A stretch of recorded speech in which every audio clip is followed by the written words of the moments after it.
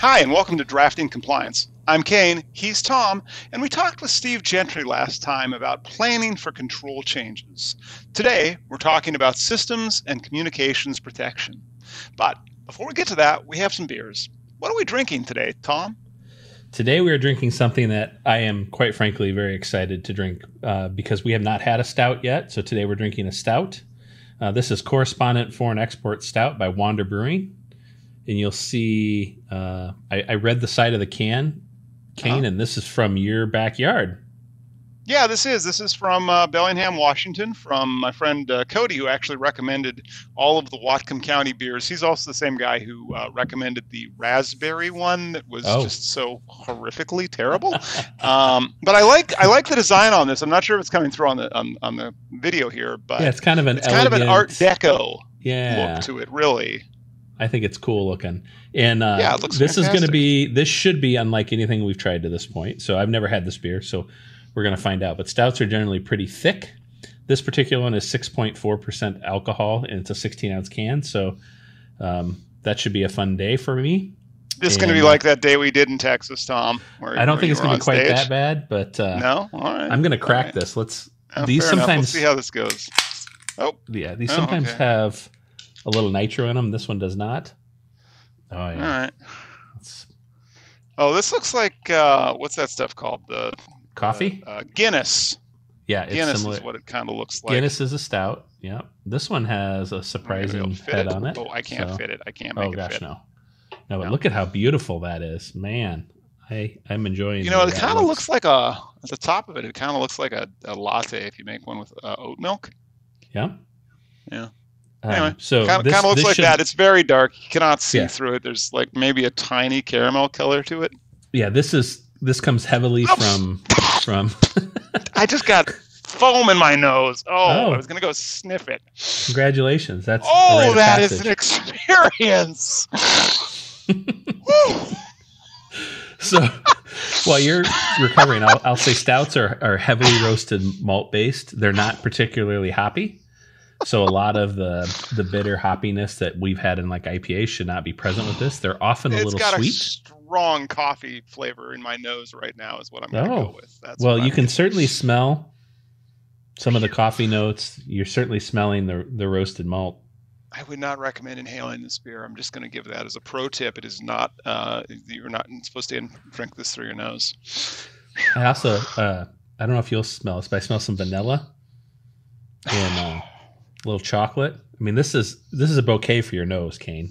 So I just put my nose all the way into the foam, so I can clear that one with you, Tom. Yes, it is definitely a bouquet, but do not inhale it. I do get a little bit of chocolate, and coffee is kind of what I've got going on that's here. That's accurate. Let's taste it. Are we going to try actually drinking it through our mouths as opposed to through our noses, Tom? Mm-hmm.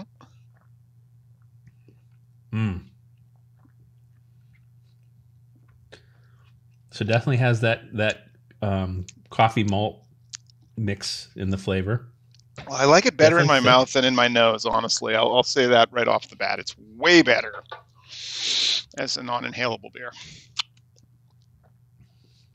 You know, it has none of the hoppiness that we've been drinking. So to me, it's almost a completely different. You know, it's still a beer, it's still a brewed beverage, but it could fall into a completely different genus. Kind of reminds me of. Have you ever had a vegan chocolate cake? Vegan. They kind of read. Yeah, they kind of. Not vegan.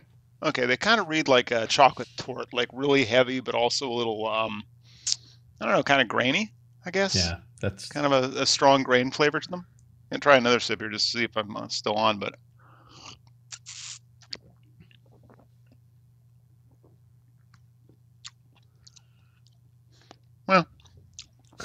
Well. Oh, okay. Well, every time. All right. Well, I'm going to ruminate on this one, and you're probably going to continue enjoying it, Tom. But in the meantime, what is systems and communications protection under FedRAMP? Yeah, it's a great question. You know, I would say maybe more than any other family of controls underneath FedRAMP. This one reads and feels like it's just a catch-all family of controls. So you're going to get a pretty wide variety. It's like the guys at NIST said, well, we've got these 45 controls or whatever it is. We don't know where to put it, so let's just create some sort of vaguely named family of controls and throw all underneath there. So you're going to run the gamut of encryption, border protection, DDoS protection. You're going to talk about network segmentation and how things communicate. I mean, it's just a really kind of a catch-all. But I'm kind of hearing like an overall network theme there, right? Because everything you just mentioned is like networking related. Yeah. Yeah, there's a very strong network undertone here, but there's also some encryption at rest. So you have to be prepared to see some things come out of the woodwork here with this group. But certainly, when you think about all of the different families of controls that you have under FedRAMP, this one does feel a little different.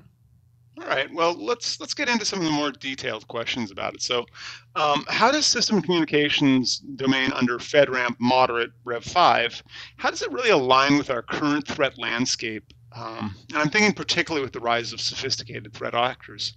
Yeah, that's an interesting question. I mean, certainly, much of this control family is talking about how do we protect our remote workforce, which I think anybody living post-pandemic in the information security world understands that the threat landscape in a remote world is different than it was in a centralized world. So, you're dealing with things like how do you protect company assets that are sitting on, employees' networks at home, right? So things like VPN and what does VPN really look like underneath a FedRAMP environment. That's part of this control. But also DDoS has become a huge threat in, I think the terabytes of data that now gets pushed with every major DDoS. Like the new HTTP2 vulnerability. I think I got one too many T's in there. HTTP2 vulnerability. Is that covered under here? Well, certainly how you protect against it is covered underneath here. And all right. And I want to go back to VPNs as well, Tom, because you're bringing up an interesting question, because back in 2021 and 2022, we saw a lot of VPNs, like edge network components, getting shelled. So when you say it's got protections, is it about protections by using a VPN, or is it actually about protecting the VPN infrastructure? Well, there's a little bit of both here. What I was speaking about directly was, tunneling your company assets through an otherwise considered insecure network, and what are those controls you have to put around. So, for instance, you can't, according to, I think it's SC7, you can't have a split tunnel, right, and still connect to the administrative interfaces and, kind of it on the infrastructure on the backside. So there's safeguards around that. It talks about the cryptography levels that you have to leverage in transit and all of that. So it's pretty encompassing. Certainly, it worries about whether or not you're still connecting from a trusted device. So a lot of principles that are kind of grouped underneath zero trust exist in this world too, or in this family of controls. So again, you're not gonna trust that the device on the other end is. So there's handoffs to other control families that moderate the end device itself, but this kind of puts a bubble around it. All right. Well, what would you say really are the critical controls within this domain that organizations should prioritize, and why those specific controls? Yeah, there is a bunch. So trying to prioritize them in a short segment would be difficult, but I would say best practices are present everywhere in this family of controls. So I wouldn't worry as much about DDoS as I worry about how you manage your VPNs. I wouldn't worry as much about potentially the network boundary protections as I would about how you've segmented your network first. They're going to call for proxy connections, which I think is always a good practice. But would you prioritize that above over your data at rest encryption level? Probably not. So you have to think about all these holistically. It's really a checklist, Kane, if you think about it. None of these controls are particularly difficult to implement. So if I were sitting in the in the chair of another company, I would say let's create the checklist and just start going down them and saying which ones have we covered and which ones haven't we, and then certainly prioritize the ones that are left. A bunch of these best practices are already going to be in place in many companies. Oh, that's a good thing. I mean, the reason I was trying to get away from a checklist-based implementation is the way I always thought is threat actor engagement. So if you have visible, like if you're dealing with DDoSes, which they mostly just impose cost, they don't actually do like material harm to organizations, I'd say prioritize that control first and foremost in favor of implementing another control if you are seeing that level of threat actor engagement, just as an example. Certainly. I mean, I think every business has to look at what is their threat landscape and what are the things that they are most concerned about. I mean, the reality is this: if you're implementing FedRAMP, you got to do them all anyway, right? So it's not like you can. Yeah. It's not like non-elective. Yeah, it's non-elective. That's right. But certainly there are pieces of this that your business are going to feel more acutely than others, right? And to your point, I think that's important to understand. All right, and so we're getting away from that checklist mentality as far as we can, knowing we have to do all of these anyway. How do those controls within this domain really foster a culture of security and resilience against disruptions in communications and system operations? Yeah, it's a very much a layered approach, which often creates sort of the resiliency that you want in information security, right? So it's defense in depth. So not only are you worried about your VPN, but you're worried about whether your VPN has an encryption level on it. Not only that, but is your VPN hitting a proxy service first before it's being dumped into the inside and backside of your network? Do you have segmentation so you're crossing segmentations with some rule set in place? Are you doing a deny all by default on your firewall? So these are all layers that you build, right? And those layers just by design create the resiliency. And certainly sort of the zero trust, which is a word that I don't normally like to use, but I've used it now twice in this. You have, and CISOs watching this at this point are probably triggered by it, because to them that's usually a marketing term that somebody's trying to sell them. Look, this router is a zero trust device. Yeah. Okay. How I think of zero trust is very much a layered approach, right? Where you're doing some vetting at every level. That's what this program of controls really forces upon an organization, and it's a good best practice. That's fair. That's fair. And we're not going to make this a conversation about zero trust, because otherwise we're going to rabbit hole on this. But that does bring into my next question, which is the evolution and the continuous update of security standards. So really, how should organizations approach the adoption of system and communications protection controls outlined in FedRAMP Moderate R5? Yeah, certainly there's differences with from R4 to R5, although I don't think they're as significant here as they are in some other families of controls. So you have to do that sort of gap analysis and step up your game where it's appropriate. But in general, I think you're going to find, even if you're starting from scratch, you're going to find that there is nothing here that isn't a pretty standard best practice everywhere, and it has been for years and years and years. So where you might be in another control family, like the newest one, supply chain risk, where it's created a level of diligence that nobody's used to having in place. We're used to documenting. Right. You're going to have to rethink that family of controls. This one, I don't think there's going to be nearly that level of rethinking going on. I think it's going to be largely an approach that says, okay, we do DDoS. Let's go review how we do DDoS. Is it still to the level that we can expect? I can tell you organizations today that have implemented DDoS 3 and 4 years ago are going to see a very different threat today than they saw 3 or 4 years ago. So it gives you a good chance to say, let's go reevaluate what we put in place and make sure it still meets our business objectives. It used to be you signed up with a service and you had 2 or 3 gig worth of protection. That's no longer sufficient. It's not even close to sufficient. So you have to kind of review the current landscape. And I think that industry is going to go towards more volumetric and less specific. Oh, definitely. Size. Yeah, that's where all the booter systems are going towards as well. But so far, everything you're saying, like, it sounds like this is mostly a solved space, and you say it's a lot of best practices, which to me means that systems administrators and IT administrators and network administrators probably already seen these controls before. So what would you say are some common challenges organizations could encounter when they're actually implementing system and communication controls, and how would they work to overcome those? Yeah, if you're in a legacy environment, you're a large organization, you're going to struggle with the encryption of data piece of this. And it's not going to be because you don't understand encryption. It's going to be because you don't know where all your data sits.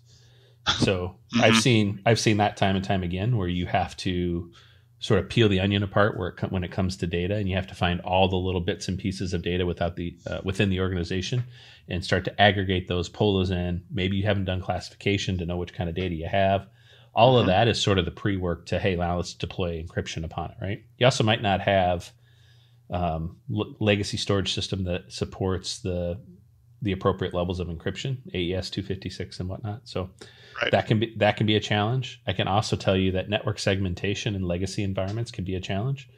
So you really have sort of a spread of legacy devices that communicate maybe in very open manners. So you have to kind of re-architect a bunch of that. Sometimes it means replacing some legacy systems. If you're a newer company like Hyperproof, you're going to have relatively greenfield builds. A lot of this is going to be very easy to implement. It's just a matter of kind of going through each line item and thinking through, okay, do we have this covered completely, partially, or not at all, and solving for it with a readily available solution. So, you can go out and find the solution to solve every one of these problems. That's not going to be an issue. Okay, and just I'm going back to your comments on zero trust. When you're saying network segmentation, you mean like probably what you and I think of as old school network segmentation, and not micro segmentation as is recommended under a zero trust model, right? I would say this: the FedRAMP standard around network segmentation is fairly loose. I would say your business model is going to drive the depth of your network segmentation. Certainly, they're going to have questions for you if you haven't segmented off your administrative interface network from your normal user. Yeah, but you're saying that's at a macro level or at a Correct. rough level, not at an individual port, network address, destination, source with authentication based, which is what you'd see under zero trust.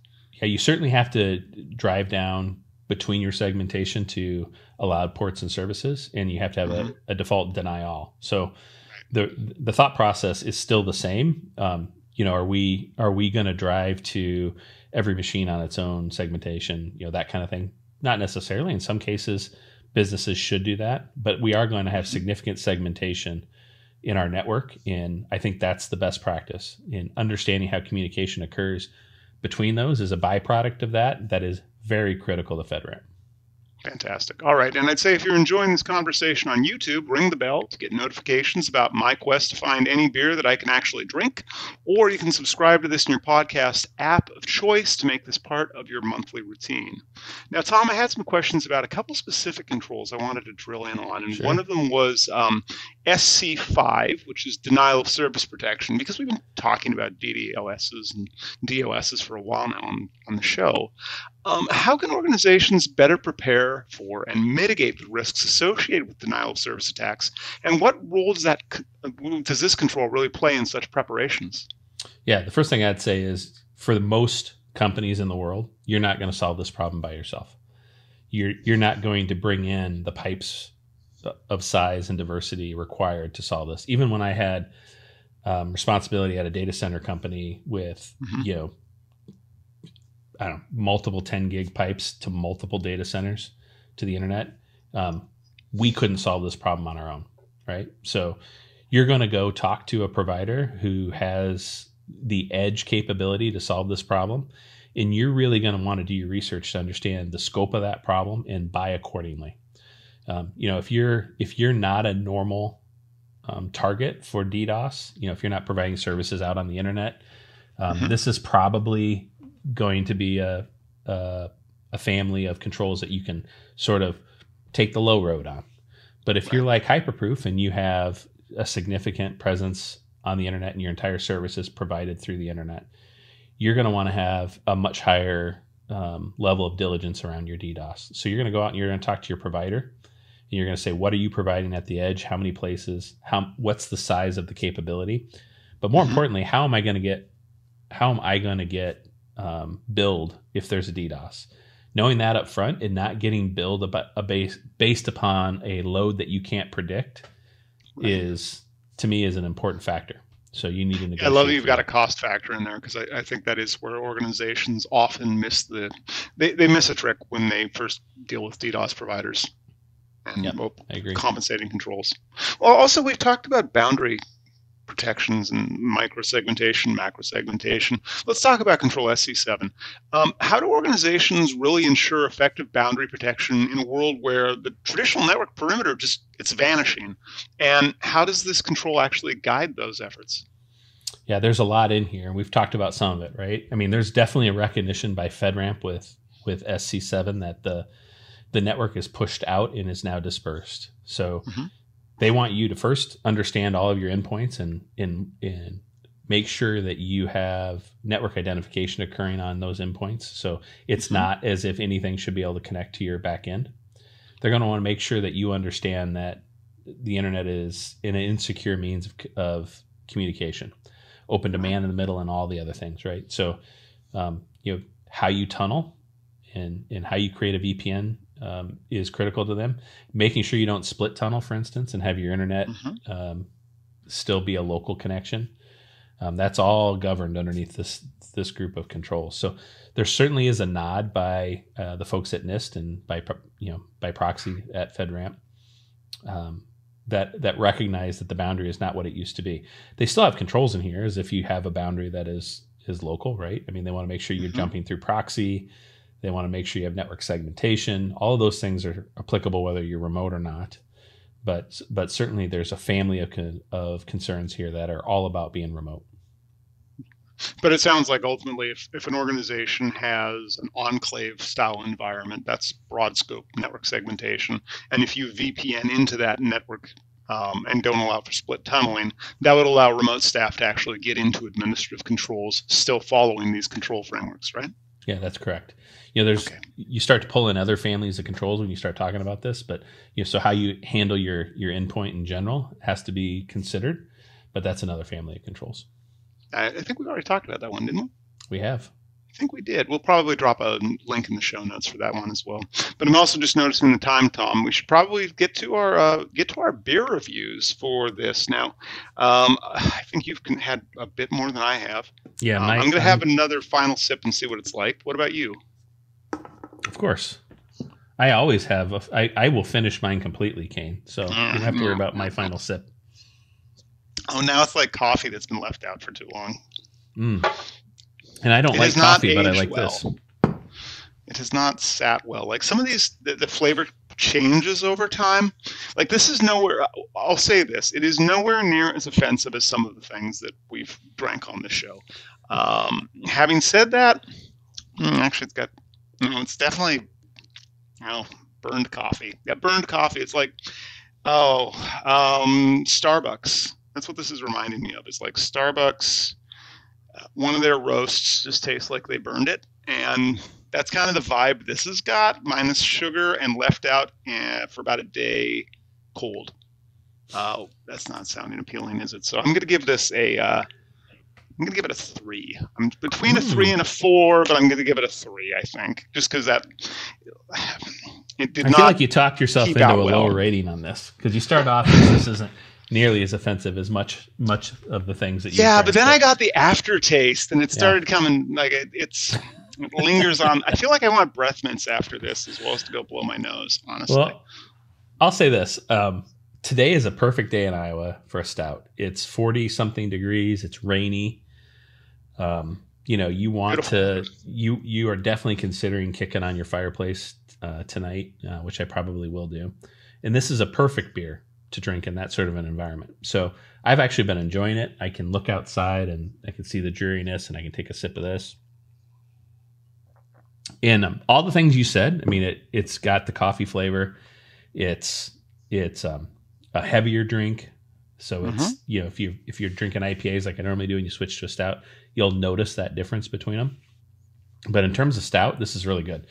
I will tell you, Kane, stouts come in all kinds of flavors. So you can get like a oatmeal stout. You can get a Oreo stout, which will taste like Oreo cookies. And so there's an Oreo stout. Yeah, you can get a peanut butter stout, which will have a big peanut flavor in it. So stouts are varied. This is just a straight up stout. It kind of in in the model of Guinness. It's very good. So if I'm drinking stout, I would give this a 6. This is really good. 6. Okay, fantastic. Well, I gave it a 3. You gave it a 6. And with that, I think we're out. So if you've enjoyed today's show, please do remember to like and subscribe. And for that, that's everything for today. Great seeing everyone. Thanks so much for being on the show, Tom. Thank you.